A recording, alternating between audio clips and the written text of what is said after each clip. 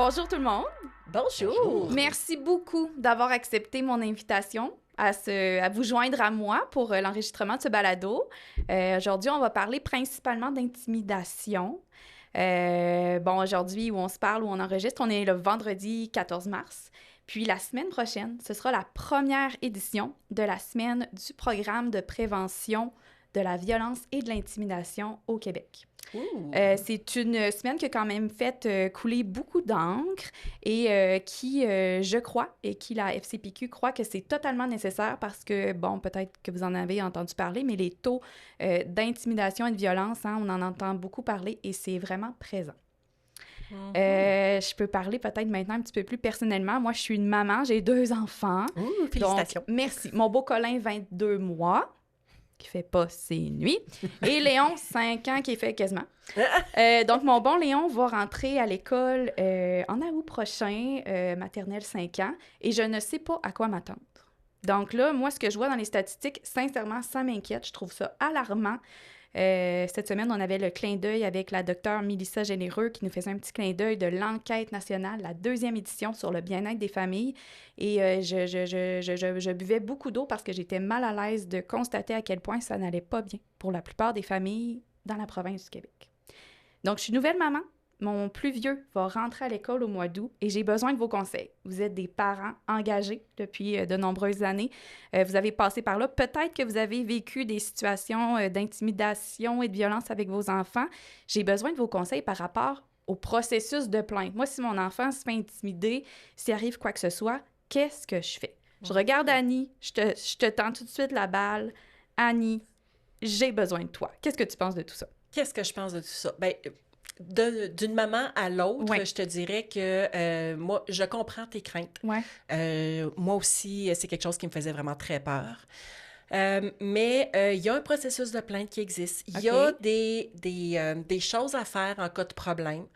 Et il y a aussi dans chacune des écoles, autant primaire que secondaire, un plan de lutte contre la violence et l'intimidation. Ah oui, OK. Oui, ça, peut-être que les gars sont plus capables que moi d'en parler. Moi, ça fait un petit bout que j'ai pas siégé sur un conseil d'établissement.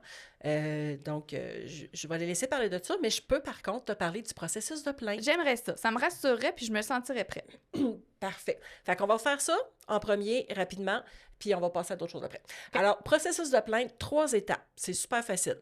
Première étape, comme dans n'importe quelle chicane, quand il y a un problème, on parle avec la personne concernée.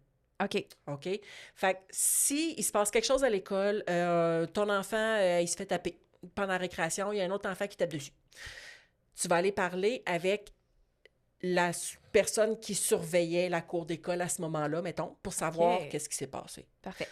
Sinon, tu peux parler avec la direction d'école aussi pour savoir qu'est-ce qui s'est passé, qu'est-ce que vous avez fait, c'est quoi qui va se passer par la suite. Parfait. Donc, je comprends entre les lignes que je ne vais pas interroger la maman ou le papa de l'enfant en question. Ben, c'est pas une bonne pratique. pratique. C'est qui, mais c'est pas nécessaire la chose à faire, je te dirais. Ouais. OK. Quoi que j'ajouterais peut-être d'avoir une discussion avec le parent peut peut-être aider aussi la situation. OK. Des fois, juste de discuter entre parents, dire, tu sais, ton enfant n'est pas très gentil avec les autres, est-ce que tu pourrais regarder la situation? Si le parent n'est pas au courant que son enfant, des fois, peut être intimidateur, ça peut peut-être ouvrir les yeux puis aider à désamorcer certaines situations. Okay. Oui. Puis ouvrir la discussion à la maison. C'est vrai. Tu sais, c'est qui le parent? Je te dirais pas d'aller cogner à la porte de tous les parents du quartier pour savoir c'est qui. Mais bon, ça serait la première étape. OK. Le problème se règle pas, il y a personne qui te répond ou on te répond quelque chose, c'est comme non, ça n'a pas de bon sens, je suis pas d'accord avec ça. La deuxième étape, c'est de communiquer avec le responsable du traitement des plaintes de ton centre de service scolaire. Ah! Ça, c'est un être humain qui travaille au centre de service scolaire et ses coordonnées se trouvent sur le site web du centre de service scolaire. Parfait. Fait que c'est facile à trouver. Si tu le vois pas automatiquement quand tu arrives, il y a une petite loupe sur le site web, tu écris plainte, paf, tu tombes dessus. Mais je peux permettre aussi, tu fais pas ça, t'écris en direction, mettons le lundi, si t'as pas de réponse, t'écris pas tout de suite au... Non, c'est ça. Il y a des délais à respecter. Si tu fais ta plainte par écrit ou que tu demandes à la direction d'école de te rappeler, il faut attendre 10 jours ouvrables. OK. donc à peu près 2 semaines. Si tu n'as pas de réponse dans ce délai-là, tu passes à la deuxième étape. Je peux même, si c'est pas, tu peux avoir une réponse, mais si tu n'es pas satisfait de la réponse. C'est ça. Aussi. C'est là, je m'en ai, t'es juste allé plus vite que moi. Si on n'est pas satisfait, c'est une bonne nuance. Ouais. Quand même. Oui, Okay. c'est ça. Mettons, tu écris à la direction d'école, elle te répond au bout de 3 jours. Ouais. Mais tu n'es pas d'accord avec ce qu'elle dit. Étape 2. Étape 2. OK. OK? Fantastique. C'est ça. Étape 2, responsable du traitement des plaintes, là aussi, il y a des délais. C'est 15 jours. On rajoute une semaine. OK? Puis toujours 15 jours ouvrables. S'il y a des journées fériées, ça ne rentre pas dans le 15 jours. Si c'est des journées pédagogiques, ça rentre, par exemple. Parce que c'est pas parce que c'est une pédagogue que c'est une journée fériée. OK. On voit la nuance? Oui. Parfait. Et puis ça, cette deuxième étape-là, tu peux téléphoner, tu peux envoyer un courriel, tu peux te présenter au centre de service. C'est pour garantir que la personne va être là, mais tu peux le faire pareil. Entendu. Okay? Encore une fois, si tu n'as pas de réponse dans le 15 jours ou si tu as une réponse et que tu n'es pas satisfait, troisième étape, dernière étape, protecteur de l'élève. Protecteur de l'élève, c'est la seule place où tu es obligé de faire ta plainte par écrit. Parfait. Là, tu ne peux pas téléphoner. Tu peux téléphoner, puis ils vont te dire, il faut être à face par écrit. OK. Et puis ça, il y a le site web dans Google ou n'importe quel moteur de recherche. Tu écris protecteur de l'élève, puis le site web va t'apparaître, la marche à suivre est là aussi. Fait que ça, c'est le processus de plainte.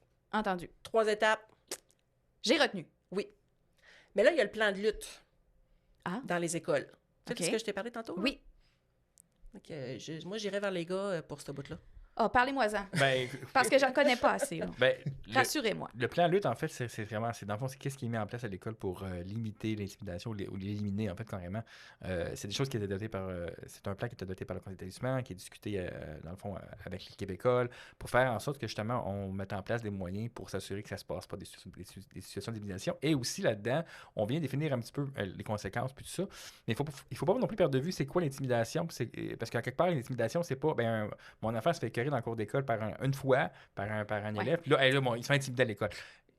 Ça, c'est un conflit, ça, c'est autre chose. Fait que c'est important que dans le plan d'intimidation, souvent, ce qui va être défini, c'est un peu, c'est quoi les degrés, puis qu'est-ce qu'il y en est, de façon à déterminer, quelle est la réaction appropriée aussi par rapport à ça, à ce niveau-là. OK. C'est ça. Juste pour ajouter, Let's go, tu vas l'avoir. Oh, un moment donné. Non, mais le document... Le plan de lutte? Le plan de lutte ne doit pas juste avoir les outils présents. Il doit avoir un constat, dire qu'est-ce qui se passe à l'école, comment le prévenir, qu'est-ce qui est fait en conséquence.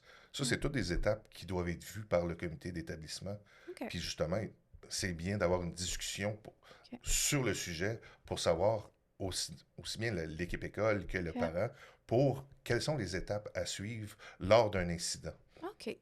Puis de ce que je comprends, à la lumière de ce que vous me dites, c'est qu'il y a quand même plusieurs paliers. J'entends le degré de gravité, tout ça, mais en tout cas, moi, ça me rassure de savoir que j'ai plusieurs étapes à franchir. Puis moi, je me questionne, vous n'êtes pas obligé de répondre, mais est-ce que vous avez déjà fait entrer dans un processus de plainte pour vos enfants? Est-ce que vous avez déjà été de l'autre côté? J'ai déjà eu des situations à l'école que j'ai vécues par rapport à mon enfant. Moi, j'ai des enfants qui sont en train du trouble du spectre de l'autisme. Okay. Donc, des situations où ils peuvent vivre de l'intimidation ou des conflits avec d'autres élèves, ça arrive à l'occasion. Ça fait en sorte que souvent, moi, j'ai eu la chance, je dirais, de parler avec l'enseignant, parler avec tantôt, on ne l'a pas mentionné, mais l'enseignant aussi, c'est important. Oui. On en parle avec l'enseignant, puis souvent, je vais donner un exemple concret. Il y avait dans mon plus jeune, dans sa classe, un ami en 5e année qui carrait beaucoup mon enfant. C'est vraiment, c'était rendu de l'intimidation. Fait en parlant avec l'enseignant, en parlant avec l'école, finalement, ce qu'ils ont fait à l'école, dans la classe, ils ont fait une présentation sur c'est quoi l'autisme, expliquer un peu aux autres élèves de la classe pourquoi mon enfant réagissait de telle façon par rapport à telle situation. Et ça l'a beaucoup aidé à calmer la situation, puis à la classe à comprendre, OK, si tel enfant, appelons-le Roger, si Roger réagit comme ça à l'école, c'est parce qu'il se passe dans sa tête telle chose. Et dans sa classe, pas seulement cet élève-là, mais l'autre élève aussi ont compris comment il réagissait par rapport aux situations et pourquoi. Fait que des fois, juste d'en parler, juste de discuter avec l'école, il y a souvent une ouverture qui est là. Malheureusement, c'est pas toujours le cas dans toutes les écoles, mais souvent, c'est là. Fait commencer par ça, puis je vous dirais aussi d'aller avec toujours une approche. Malheureusement, il y a des parents, des fois, qui arrivent, « Hey, mon enfant a vécu ça, puis il se pointe à l'école, puis on arrive fâché, là, ça va pas rien. C'est généralement, si tu arrives fâché devant quelqu'un, il va pas réagir positivement, il va pas chercher tes Ouais. Si tu arrives La personne se braque et souvent, on n'aura pas le résultat escompté. Tout à fait. Exactement. Donc, tu arrives en mode communication, en mode ouverture, en disant, regarde, je vis une situation avec mon enfant, il vit telle affaire, on peut-tu travailler ensemble? Puis garder en tête que ça peut arriver des fois que notre enfant ne dit pas toujours la vérité aussi. Hein. Des fois, ça peut être notre enfant qui est Il y intimidateur. a deux côtés de médaille. ça. Exact. C'est sûr je présume qu'on est impliqué émotivement là-dedans, puis on Oh, veut... Oui, Ouais, oui. ça C'est doit sûr être qu'on assez veut le meilleur pour perturbant. nos Ben oui. enfants. Exact. Exactement, Oui, tout à puis, fait. puis quand notre enfant arrive à la maison puis il dit je me suis fait voler mon coffre à crayon ou Josette, elle arrête pas de me frapper à toutes les récréations, c'est humain en tant que parent de réagir comme ben voyons donc, c'est ça, c'est de sa faute, puis Ouais. que c'est ça marche pas cette école-là, je vais aller chialer, on va appeler les médias.